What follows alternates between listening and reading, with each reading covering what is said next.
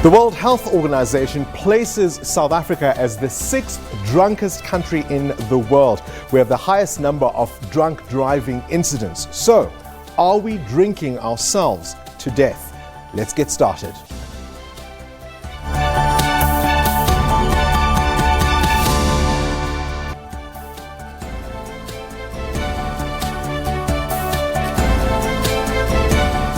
Good evening and welcome to the Democracy Gauge. I'm Bongani Bingwa. Now, in assessing 25 years of democracy, we don't just focus on governance, politics and industries.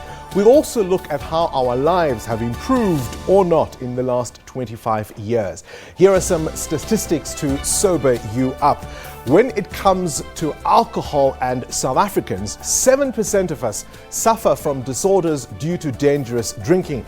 2% are physiologically and psychologically dependent on alcohol, and 6% of all deaths within the country are solely because of alcohol abuse. Now, the World Health Organization also tells us that the high alcohol consumption that we face as a country is deeply problematic in terms of just how dependent we are. I mean, I've got all kinds of statistics in front of me, including, of course, the listing of shebeens as a major problem. We drink beer, we drink wine, we drink spirits. And of course, we must bear in mind the dope system under apartheid, in which in some cases, at least farm workers were paid through alcohol as their wages. And so tonight in our poll question, we are asking, are we drinking ourselves to death? You can choose from our three colors. Green is for yes, yellow is for maybe, and red is for no. And you can interact with our poll on Facebook and Twitter, remembering to use, of course, the hashtags SABCDG25 and hashtag SABC News. You can also send us your WhatsApp videos to 065 862 4548. Despite the sin taxes placed on alcohol in South Africa, it doesn't stop us from indulging. Our producer, Linduema Bena, caught up with two recovering alcoholics whose lives were once turned upside down by drinking. Indulging in alcohol may be associated with a celebration, a sign of wealth and class. Whether it's social or alone, there are many reasons why South Africans consume alcohol. Experts say the occasional drink or two might be okay for some people. However, for those with an addictive personality, it may be best to avoid alcohol altogether. Peter learned that the hard way. The 73-year-old started drinking while in primary school. And so began a journey where right throughout the entire school experience, I always placed alcohol first with any free time. Inexplicable unless you're driven by the desire for alcohol. Sarah, she says she's always knew her relationship with alcohol was not normal. The minute I put it in my body sort of, something went on in my body and it said, give me more, give me more, give me more. Peter and Sarah believe that disease is fueled by a sense of selfishness. Self-centeredness is the core ingredient for refusing to accept help and thinking that the onset of drunkenness is an answer, because you create all the trouble in your life through that. Active alcoholics like myself are filled with resentment. They are filled with the ability to lie and duck and dive. Peter has 2 failed marriages due to excessive drinking. Sarah isolated herself from family and friends so she could prioritize her best friend, alcohol. And I just felt when I had a drink, something happened to me. I was okay in my skin. I was okay in the world for a little bit of time. It gave me peace. She says losing her dignity and self-respect was the most painful experience for her. It takes us to such a dark place that's those things, then you lose those things. That is the big things, you know. It's not it. Of course, the family and the friends are important. Certainly, the material things are not that important in the grand scheme of things. But we lose all of those things. They found a new lease on life when they joined Alcoholics Anonymous, an informal society of recovering alcoholics who help each other cope with the addiction. Peter has been sober for 23 years, while Sarah commemorates 12 years without a drink. AA's presence in my life, the input of the people in AA, and been brave enough to involve myself by opening up and owning up that most of the trouble in my life was my fault. Now, if something bad happens, I'm a grown-up. I look at the situation and I say, what can I do here? How do I fix this? Where do I move on? And again, While Peter and Sarah acknowledge their past mistakes, they are living their lives without any regrets. They are using the lessons they have learned to help those who find themselves trapped in the cycle of alcohol abuse. They want to spread this message to recovering alcoholics. there's no situation where, for me as an alcoholic, picking up a drink will make the situation better. You only need to stop one day at a time. And above all else, find some help. Lindy Mapena for SABC News in Johannesburg.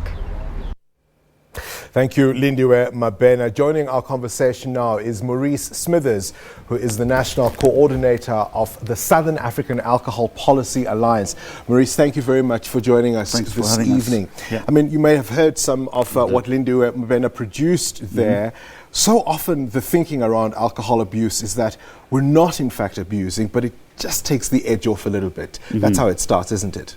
Well, I think that, yeah, and that's the part of the normalization of alcohol in society, that everybody thinks that alcohol is a normal part of life, and use it, yeah, for various reasons, to take the edge off, to relax, to socialize. Some people feel it's a bit easier to socialize if they've had a drink and so on. But the problem, of course, is not the one drink or the two drinks, it's the many more drinks, and what they were talking about, the harmful use of alcohol, that is the issue, yeah. So let's talk about the harmful use of alcohol. How big a problem is it in South Africa? I quoted a stat from the WHO that says, what, we're the 6th drunkest country in the world? Look, we do have a big problem. Interestingly, less than half the population actually drink. So those of us who drink are really bad abusers. Exactly, and what you call binge drinkers. And there's a whole sort of culture around that, which is that when you go out, you don't go out to just have a drink or two and chill, relax, like you were saying, take the edge off. It's this hard drinking thing that you have to put away as much as you can. How much of that is located in our history and our past as a country that was racially divided, and how much did that system encourage exactly the kind of behavior you're describing? Look, I don't want to put too much emphasis on that, because I think that the problems we're experiencing in South Africa are not that different to the rest of the world. But it is true that you mentioned the DOP system earlier on. The DOP system did serious damage to the people, mainly in the Western Cape, who were fed cheap wine as part of their wages. And it has created a lot of serious drinking problems in the Western Cape, including a very, very high level of fetal alcohol syndrome. But the other problem that happened in South Africa was that, I don't know if you know this, but from the late 1890s to 1961, black people in South Africa were completely denied the right to drink commercially produced alcohol, what they called white alcohol. And that's how the Shebeen raids came about. That's how the Shebeen started. Well, that's how Shebeens began, because that was the way in which the black community both got around that legislation and challenged that legislation. So the only way in which black people could drink was illegally. And even then, when we moved into the 1960s, when that was lifted, black people were still denied access to the liquor economy. So if they bought alcohol, they had to either buy it through the municipalities or through white businesses.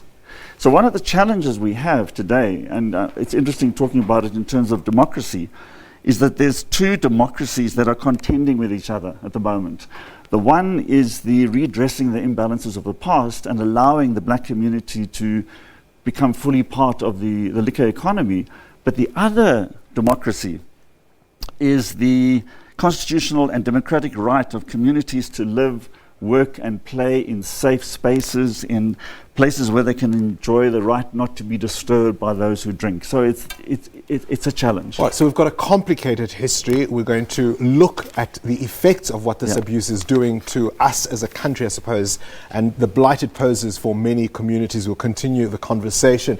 But after the break, we'll come back and gauge your views on whether South Africans are indeed drinking themselves to death. And I'll continue my conversation with Maurice. Stay tuned.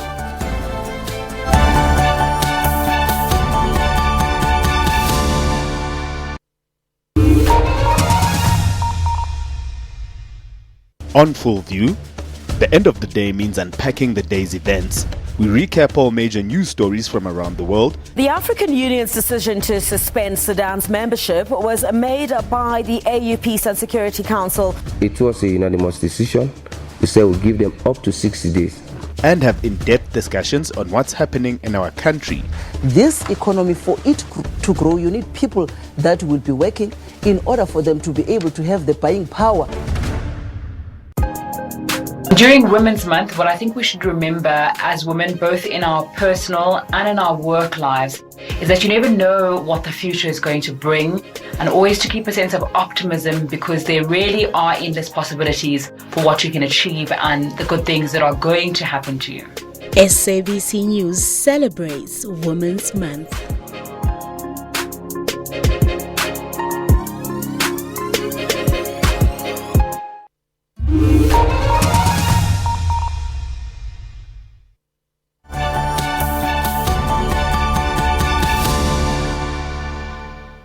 Welcome back. It's all about you here on the Democracy Gauge. So the People's View allows you to interact with us and to share your views. Let's find out what people are saying via WhatsApp video.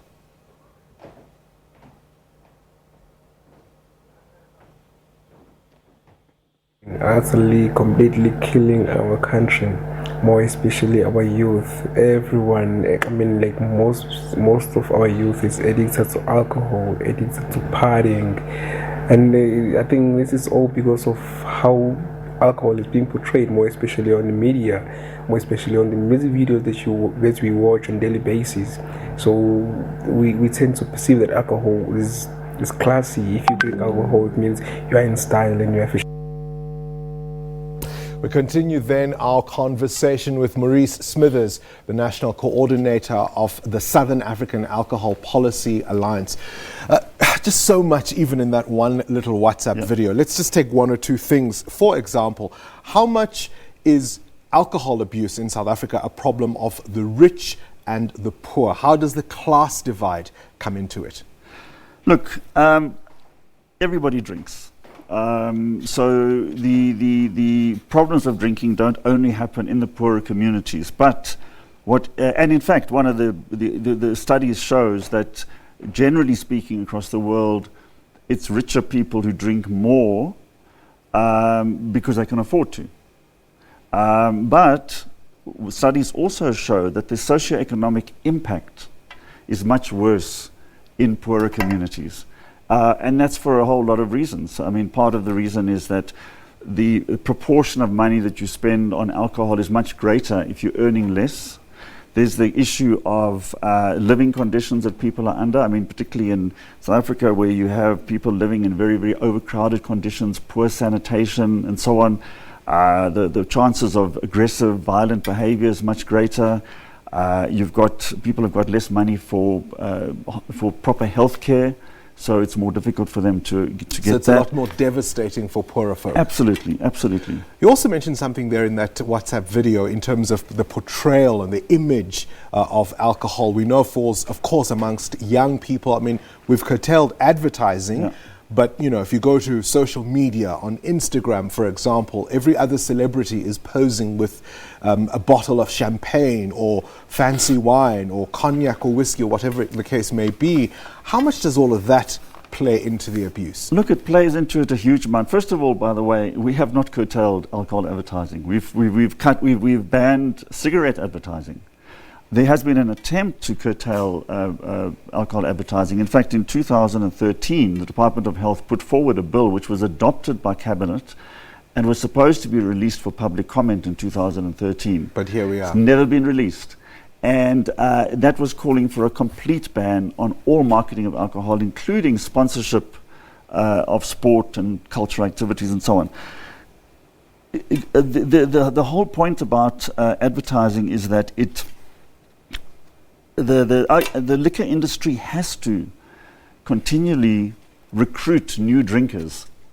They claim they don't go for young people, but if you look at the advertising, the way it's aimed, the way it's geared, it's very much. You can see who's targeted. Exactly, because if they don't do that, I mean, for us to say to the alcohol industry, they're wrong to advertise. Well, you can't say that. That's what they have to do.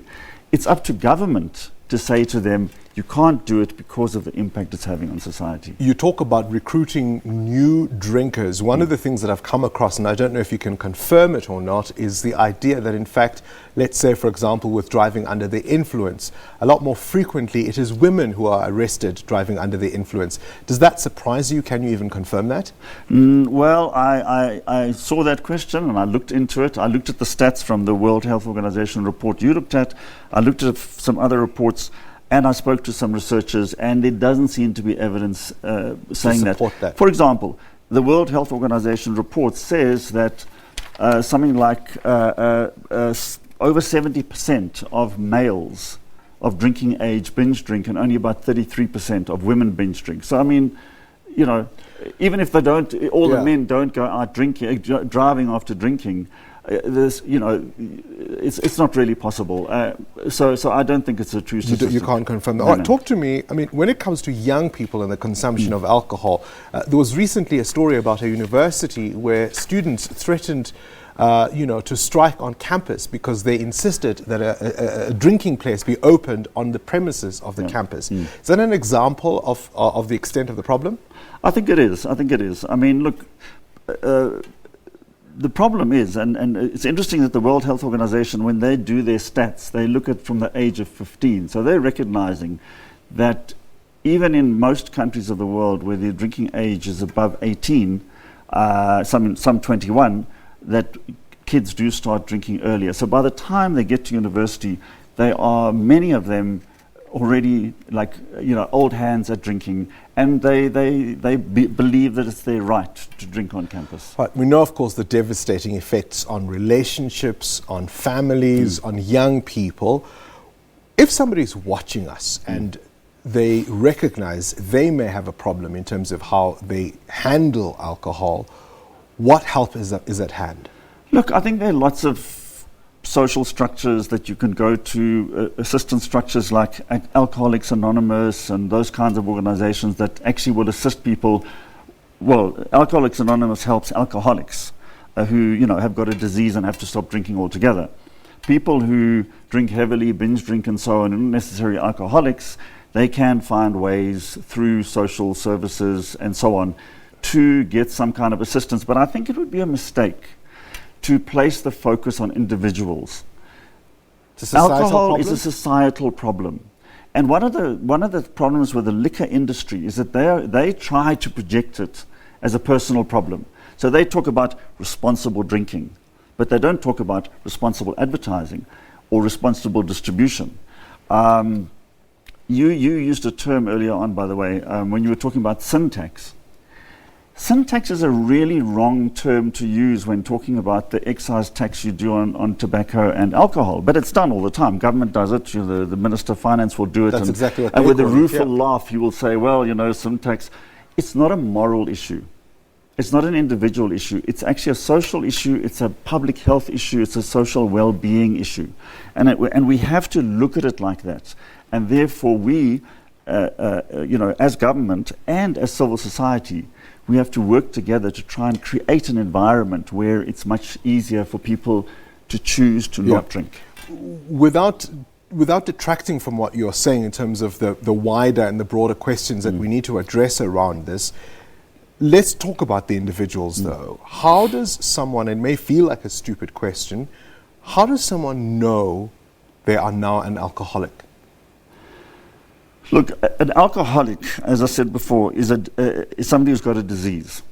And somebody who's an alcoholic is somebody whose drinking patterns are so extreme that it actually starts to impact on every single aspect of their lives, and they start becoming unable to function properly. Without a drink? Without a drink, yeah.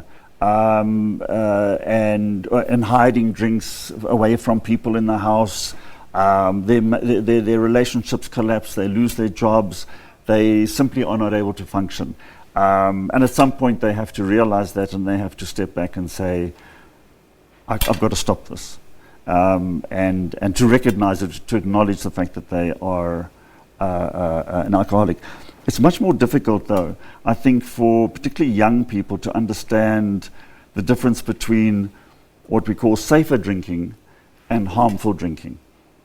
Because people go to a club, they go to their friends, and everybody's drinking, and it doesn't feel like it's a problem, even if they go. Yeah, people will say on Monday, "Oh, I'm hanging. Yeah. I had such a rough weekend." Yeah. And it's normalized. Yes, isn't exactly. Yeah. So it's much more difficult. So I think there is a lot of work to be done around educating people around those kinds of issues. But again, education itself is not going to stop it. The main thing to do is to, like I said, to reduce the availability of, the World Health Organization talks about reducing the availability of alcohol. And you do that a number of ways. One is you change the age of drinking. And the new liquor amendment bill from the DTI, which is currently supposed to go to Parliament, actually calls for the age to be raised from 18 to 21.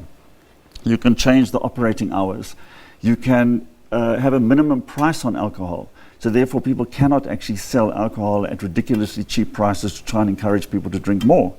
You can increase the excise tax, not the sin tax, the excise tax on the thing. Limit advertising. You can ban advertising, basically, or really, in fact, the amendment bill does call for limiting advertising, including, by the way, on social media, which has become a place that both the tobacco has turned to try and influence the younger people. Yes. Right, very quickly then, let me ask you our poll question tonight. Are we drinking ourselves to death? And you've got three options. Red says no, yellow says maybe, green says absolutely yes. Which one do you choose?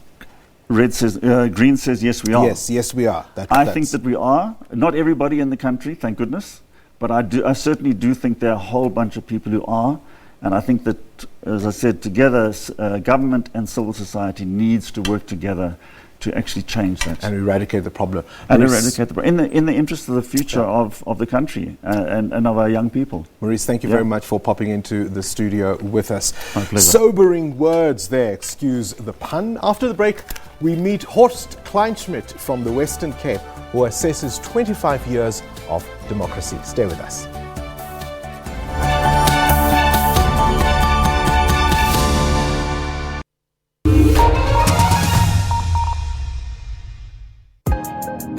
My passion, my niche is human interest stories. I am here for women who have rainbow babies. I am here for women who live with anxiety and depression. I am here for women with special needs children. I am here to tell you that you are enough. SABC News celebrates Women's Month.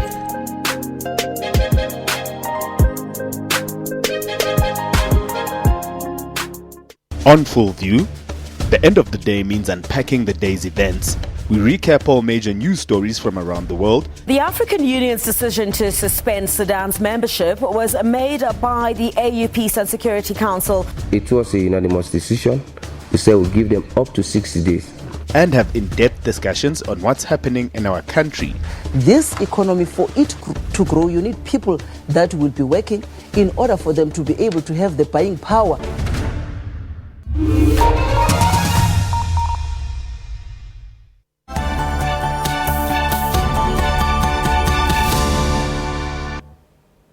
Well, through the Democracy Gauge, SABC News profiles a different South African and their assessment of 25 years of democracy. Today, we're in the Western Cape to meet one of many South Africans who fought for the freedom and liberation we enjoy today. Many were detained under apartheid's laws, harassed by the security police, forced into exile, and even shunned by their families. Horst Kleinschmidt is one of them. My name is Horst Kleinschmidt. I was born in Swakopmund, Namibia in 1945. I was still a small kid when my parents moved to Johannesburg, and so I grew up actually in Johannesburg, and I identify far more as a South African than as a Namibian. But I mention the Namibian bit because that is where my home language German stems from, and we spoke German at home, and I was also sent to the German school. And I was lucky to have had a teacher at the German school who made it his thing at the school to contradict and counter what we were taught at home politically.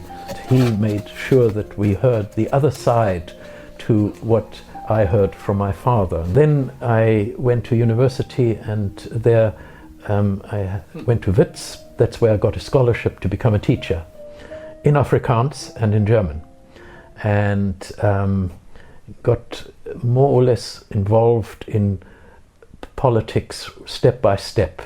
I was interested in what NUSAS, the liberal left-wing student union, was doing, and I went to listen to this in 1968 at the Wits National Conference, and there were only 3 black students. At one stage, the president said, and we all stand up now and we sing Die Stem, because we all want to prove our loyalty to the country, however critical we are. I stood up and I sang Die Stem in its English and Afrikaans version, and sat down again, except the guy opposite me, he didn't stand up. And when we sat down, he stood up and sang Nkosi Sikelel, which I'd never heard before. I was terribly impressed for one guy to stand up alone, hold up his fist and sing Nkosi Sikelel. I went round the table and said, my name is Horst Kleinschmidt, I just want to say I'm impressed with your courage and your commitment. And he said, and my name is Steve Biko, and I'm a first-year student in medicine at Durban. And that's how I started a friendship with him, and we worked closely together throughout my student time. We didn't expect that South Africa would gain its democracy as early as it did. I thought it would take much longer. I haven't been a member of the ANC for nearly the entire free period since democracy. If I had to rate our democracy today, and I say this at the end of July 2019, with the knowledge of what our public debate produces in radio and television, if I see the commissions at work, if I see what the Zondo Commission does and the other inquiries that are going on and the responses to them, then I see a shrillness and a call to arms, as it were, that is very worrying. And we need to do much to allow this from festering. But for now, I will therefore call the red card, because we are at a critical crossroads in this country. So that's the politics. How are we doing socially? So before we say goodbye, let's take a look then at the results for today's poll. Really unsurprising, there's 60% saying absolutely we are drinking ourselves to death. The maybes and the no's equal at 40-40. That's it for this episode. Thank you for watching. From me, Bongani Bingwa, and the team. Until the next time, Ubusuku Benzon. Good night.